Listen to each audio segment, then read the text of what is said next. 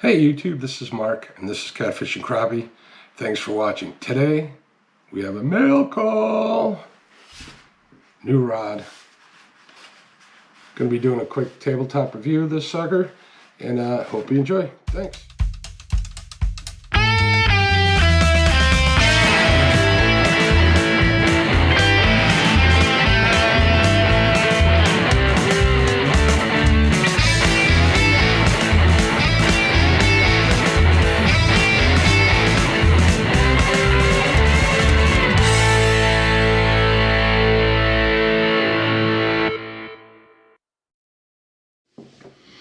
Alright folks, here we go. Bam. Nice cardboard tube. Sturdy as heck. I do have a confession to make though. I did have this open already. I took some pictures for my Instagram feed. I'll put a link to my Instagram at the bottom. So if you want to follow me on there, that'd be fantastic. I'd appreciate it. You can stay up to date with whenever I post a video. Any other fishing lifestyle photos that I may take. Which would be great to have you. I'd love to follow you. I'll follow you back too. Alright, like I said, I do have a confession to make. Well, I do have a confession to make, like I said, any other takes, just being honest here. This was wrapped in plastic. When I got it, I had opened it up so I could take the pictures. And I happened to discard the plastic it came in, like the little baggie. That night, it was garbage night, so it was gone. I actually went looking for it the next day, and they had already come. So I apologize for that, but it does come in that tube. It does come with the rod sock around it. It did come, obviously, with my invoice and such. Let's take this rod sock off here so you can get a quick look at it. All right. It is, let's go over the specs. I have my notes here. It is obviously a casting. It is 7 foot 6 inches long. Blanks made out of a composite. Let's see if we can get the picture here of the logo. Slimecat rods. Action, medium fast. It is a heavy rod, so it's pretty stiff. I call these real stiff rods broomsticks, but they have their place. The line rating is anywhere from 2 to 60 pounds. On the site, they weren't real clear on whether that was braid or mono. I'm going to run a heavier mono. Just I'll go over what I plan on using this rod for and why I'm running that kind of line, but it should be fine. The lure weight's rated at 2 ounces to 16 ounces. The foregrip is EVA cut, and the rear grip's EVA cut as well. This is 4.5 inches in the front, 16 inches in the back. It does come with stainless steel guides. All right, now let's go over some of the things about the rod. Like I mentioned a few seconds ago, it did come with this rod sock. Nice logo on it. If you're into that sort of thing, I mean, it's nice marketing for them. To me, it really doesn't matter. As far as rod socks go, I'm not a big user of rod socks. If I have them, I usually put them aside, and I'll use them in the winter when I store my rods. Here in Illinois, we don't do much, bank fishing for catfish. Even in the rivers and in open water, they're just not biting. So I'm going to put this away for later. But if you're a rod sock user, it's something nice to have. The color, this lime green is pretty cool, very visible. I like more standard colors, but this has been a very popular color for them. So it's this lime green and like this lemon lime color right at the guide. Tip of the rod is more of that lemon lime and almost an off-white. Should help make visibility good at night. I haven't had it under a UV light or any light yet, so I don't know about the glow factor, but I don't see it being a problem. The real seat. Anodized. This I like. I like when they match the colors to it. These, they take their abuse and they'll get kind of scratched up and such, but right now this thing looks pretty awesome. I must say. Looks beefy, looks awesome. Comes with 2 O-rings. Some of the rods I've gotten in the past only come with 1 row O-ring, and if you've had experience like that, and I've had, it doesn't lock as well as it could. I have full confidence that this is going to lock on the reel a little better and not come loose. Handle material, EVA foam. It's pretty stiff EVA foam. It's not, some of the ones that I've come across in the past have been soft, almost too foamy for me. I like a harder handle, like an X-Flock or a cork. Those are my personal preferences. And I also think that the harder handles hold up better in rod holders, whether it's even in the bank or especially on a boat. Butt end, it does have a flared butt end a little bit. The butt ends don't matter to me. I know some guys like them. Why exactly having to do with their rod holders and their boats and such are fine. I can take it or leave it. It really doesn't matter to me. Foregrip, 4.5-inch foregrip. I like the foregrips. It's good to grab onto. Also the hook keeper. In my opinion, having a hook keeper on the top, it keeps it from getting in the way. Some other rod companies put them on the side, which I can understand for storage, but when you're casting stuff, sometimes it does catch on the line, which I don't care for. Care for at all, actually. Now let's take a look at the length of the handle. When I first opened this up, I noticed that the rear grip was a little longer than I'm used to. So I pulled my other rods out here. I'm going to get rid of this tube. So bombs away. I probably scared my wife upstairs, but she knows what I'm doing. She won't come out. I can hear my dog. All right, here's a couple rods I just grabbed out of the garage to compare it to. This is a rod. This is a Rail Seeker rod that they're no longer made. Exactly what the story is, I don't know. But if you see, let's compare this. See if I can hold this up for you. You can see where the rod, where the reel is going to sit compared to this one. Okay, it sits a little further up. Now let me grab another rod. I also pulled out one of my Whisker Seekers, which I have quite a few of. By the way, that first rod is pretty much what I use for flathead fishing exclusively. So we're going to change it up and try some other rods. Here is it compared to the Whisker Seekers rod. You notice that the Whisker Seeker sits back a little further, which is fine. Now, after talking to Mr. Dieter Milhorn on a live chat, I told him that I had ordered this rod. He said I was going to love it. I don't doubt him at all. He did mention that he liked the longer rear handle because he likes, and if you've seen any of his videos, he's always got his rod underneath his arm, underneath his armpit. I might try it like that this year, but I'm used to having it pretty much, midsection. It helps with the leverage and such. All right, now let's get a weight on this. There was no weight listed on the site, so I actually pulled out my scale. We will get a weight on here. I don't think you can see that, but I wouldn't lie to you about this here. The scale's pretty accurate. I mean, it's a postal scale I use. I do a lot of shipping for my business, so I rely on this. We're looking at 1 pound, 4.8 ounces, which doesn't seem a lot, but compared to what I'm used to, the Whisker Seeker rod and even my rail splitter, they are a little lighter. But I am going from fishing from the bank mostly to boats just recently in the last year. So I don't know how much that's going to make a difference. Yeah, it is a little beefer, a little heavier handle or thicker handle, which I couldn't tell you if that's going to give me better grip or not. We won't know until we catch some fish. I ordered the rod. I got the rod pretty quick. I had gotten notification, and they obviously are getting busy over there. I know it's a small company, and I can appreciate that. I got the shipping notification that the label was made up, and it shipped, I think, a day or two after that. But I got it quick. It only took me like 2 days to get here. It came through U.S. mail. Cost versus other rods. I think I paid $89 for this. You can get the current price on their site, but a lot of other companies will charge you $25 for shipping. They only charged $15, which I can appreciate. The prices are pretty much on target with the other companies. as far as catfish rods go, at least the better ones. So I had no problem paying that for this.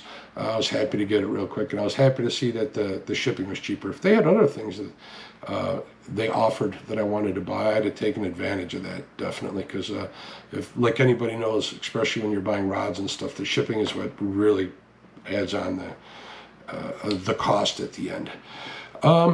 Now, I like stainless steel eyes.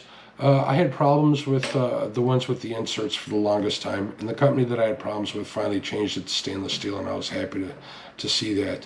But let's compare this to, let's say, the Whisker Seeker. This has, let me get this here. You'll have to excuse me for a minute. I don't know if you can see that, but you can see this difference in the size of the eyes. All right, here's the Whisker Seeker, the top eye, and here is the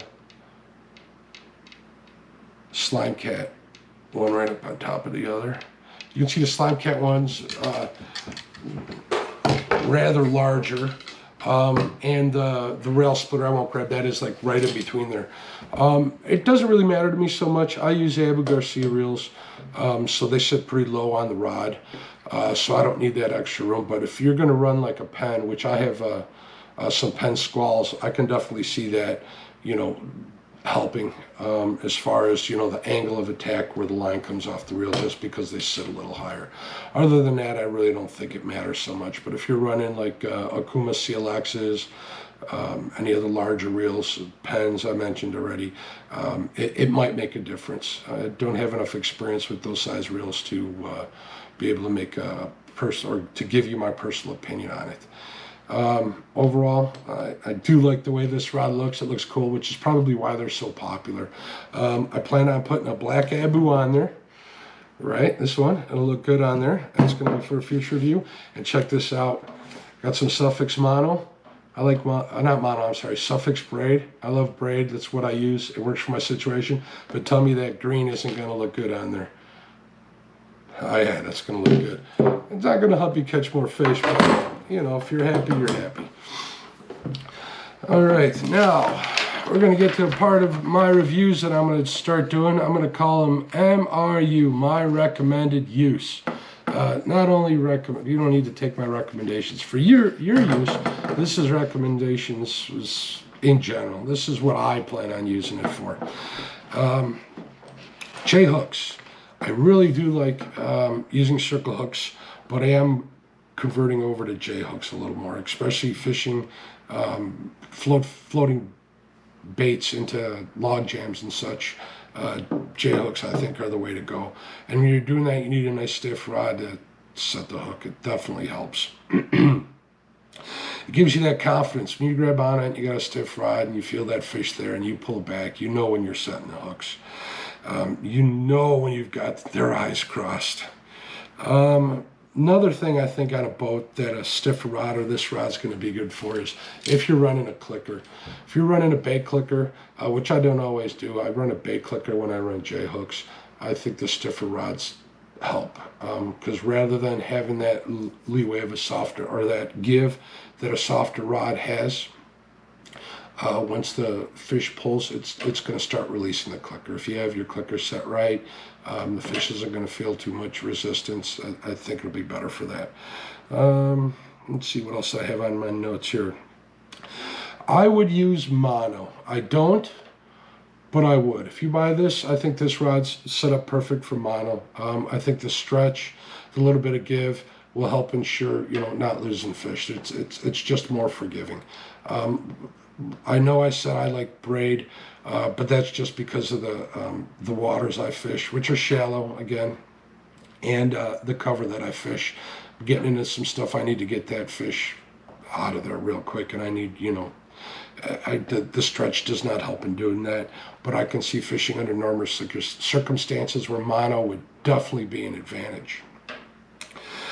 So yep, this rod is great for heavy cover. All right, where do I feel this rod will perform best, at least for my use? I know I would definitely use this on my boat. I have other rods I use on the bank. Like I said, if I'm bank fishing, I'm usually using J-hooks. And when I use J-hooks, I like using medium heavy. That helps when the rod loads up on the line, loads up on the hook. I think it gives better hookup ratios. This is just in my experience over the last couple of years. Heavy lead. This thing is a beast, rated at 2 to 16. I'm starting to fish bigger baits.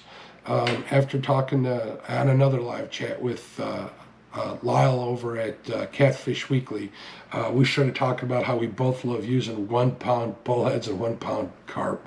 I think this is going to be good. I can see, if I come on a place where I think there's fish, or if I'm fishing a lake and I know there's fish, I know I can just kind of slowly creep up with my trolling motor, drop a big bait and a 10-ounce lead to the bottom and slowly motor away, and I know this thing's going to be able to handle big baits. I don't advise casting baits that size, because all you do is pretty much rip the hook out of them, but that's a pretty good tactic on how to do that. Obviously, targeting large fish. I know I've caught 30 plus pound flathead on medium heavies, and it's fun, but you start to sweat a little bit when they're on the bottom. If you've caught some flatheads that big, at least in our river being shallow, they hug that bottom. It's like trying to get a suction cup off a windshield sometimes. I think this would help. This in combination with the braid. I've never ripped the hook out of the jaws of a flathead. I'm sure it's possible, and I'd hope not to do that. But this is, a slow, steady, firm pull usually gets them off the bottom, and I definitely think that this is the rod to do that. I would not use this for small channel cats. When I say small channel cats, I mean anywhere from small whole fryers, whole pan fryers to I don't know, under 10 pounds. I say this to my friends a lot. When you use this big catfish gear for like smaller channels, the actual catching them isn't as fun as if you use some lighter tackle. Obviously, always use tackle that's appropriate for the fish you're going over. You don't want to go chasing flathead with with light line, like some guys have actually been able to do, but they weren't targeting them at the time. It just kind of happens. Why risk losing the fish? I know there's people who want to set line records and stuff, but that's up to them. That's something I'm not interested in. Let's see what we have on here. I explained it as like lifting a bicycle with a crane. You get into like a 3-pound channel cat with something with 80-pound braid and a huge bait caster reel. It's pretty much just hoisting them in. Let's see what else we got in our notes. Smaller bodies of water, I would definitely use this in if you're using this off the bank. If you're going to buy this for bank fishing, it being such a stiff rod, granted, they say it's medium fast action, but as you can see, it doesn't load up pretty good, and I'm kind of cranking on it kind of hard. And if you're fishing water that size, you're not throwing leads big enough to do that. So it'll definitely limit your casting ability. I would go with a longer rod for that, or something medium heavy with a faster action for the tip.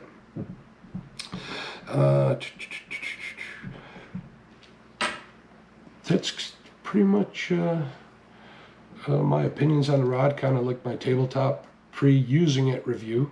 Let's see, Slimecat does offer rods in a lot of different sizes. I was on their site. They have a 6-foot kayak / lady / kids rod. I would not use a rod that length, but some people might want to. Some people might want to get that for the kids. And they said lady on their site. I didn't. Comment all you want, I guess, but I had nothing to do with it. In this day and age, you got to be careful what you say. They have a 7.6, obviously, casting, spinning, and heavy, and medium heavy. I think there was like an extra medium heavy on there. I don't know. I'll put a link to their website below so you can check for yourself. They also have an 8-foot 6-inch, obviously a foot longer. If you get that in a heavy or medium heavy, it would definitely aid in casting a little further. And they also have a 12-footer. I'm not real big on the real long rods, but I know people that swear by them. If you got to cast a long distance, I wouldn't use anything else, to tell you the truth. I do have two 10-footers I have, and I use those when I go to some of the power lakes around here.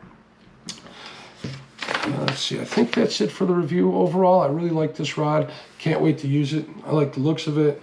I'm going to pair it up, like I said, with a black Abu and some high-vis lime green Suffolk braid. Can't wait to get this out on the boat very soon and see what it can do. Thanks for watching. I appreciate it very much. God bless. If you like the video, please hit the like button. If you want to see future videos, please hit subscribe. I appreciate the support. Have a great day. Thanks for watching.